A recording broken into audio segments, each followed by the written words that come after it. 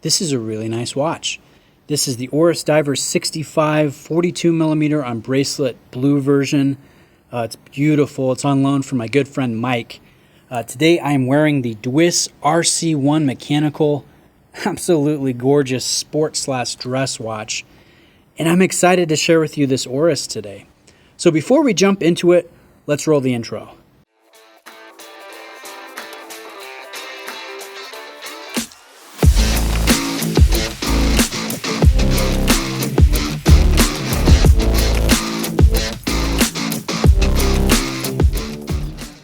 So like I said, this is a really nice watch. This is one of Oris's best sellers, and it's a very popular pick among watch idiot savants. If you have a budget of about $1,000 and you want a really nice Swiss diver, this is actually my pick too. This is one that I would recommend. I love the different options that Oris offers, the different sizes, colors, the different OEM strap options. It's a versatile, attractive piece that is made very well. Now, it's not a perfect watch. There are going to be some issues here that I think are a little unacceptable for the price point. But even with that, this watch has that it factor. There's something about it, especially when you have it on wrist, that is just supremely satisfying. And you can look past the negative aspects. As weird as that sounds, this is a really awesome watch. So let's go in on a macro level. Let's take a look at this beautiful dial. You can see it kind of has a lacquered, almost hand-painted effect to it. Nice and reflective, very sharp printing done in silver tone. And I like the applied markers and the long pencil-style hands. Notice the trapezoidal frame there around the date aperture at the 3 o'clock position. This is a really attractive dial. Now zooming back out, you can see just the retro design elements that Oris has taken from their watches that they made in the 1960s, the mid-1960s, and then placed them in a very nice modern execution here. This is just a classic design with the different elements. I love that thin profile. Most of the total height of the watch is coming from that dramatically domed sapphire crystal. It's made to look like acrylic, but that is sapphire. It does carry an inner AR application, and it really just makes this watch. This watch would not be as attractive without that beautiful crystal. So that is really well done. We have an aluminum bezel insert, a nice signed crown, proud there at the 3 o'clock position, and I love the dramatically tapered oyster-style bracelet that has the rivet style up here, as you can see on both sides.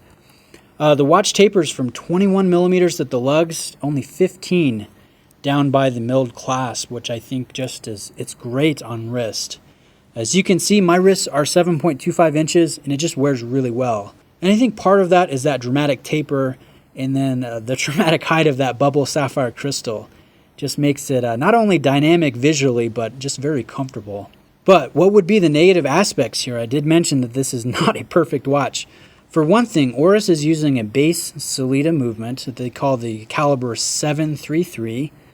And as you can see here in their instruction manual, they rate it at -5 to +20 seconds per day acceptable variance when it comes to accuracy. And there's even a paragraph saying, hey, don't get worked up about accuracy. Don't worry about if it's accurate to the second. That comes off as kind of cheap, actually. Kind of ridiculous, in my opinion.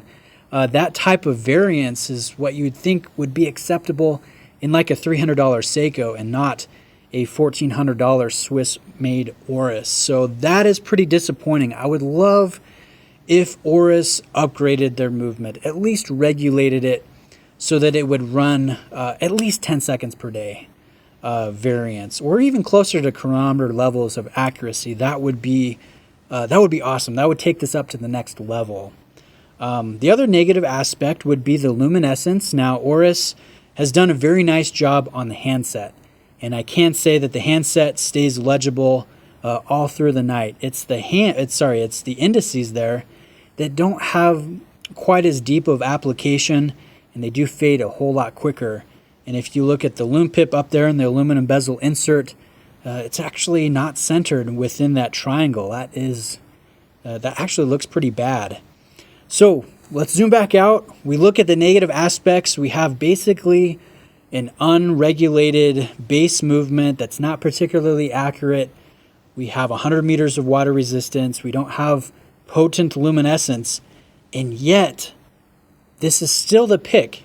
If you have that high budget of $1,000, $1,500, this is still easily the pick that I would say to go for. Because it does have that it factor. It is awesome on wrist. The design is great. The execution of the details is just so nice to put on wrist. So I don't know what it is. It kind of defies logic, right? It doesn't have ceramics. It doesn't have screw links. It doesn't have a lot of the things that we moan and groan about as crazy watch idiot savants.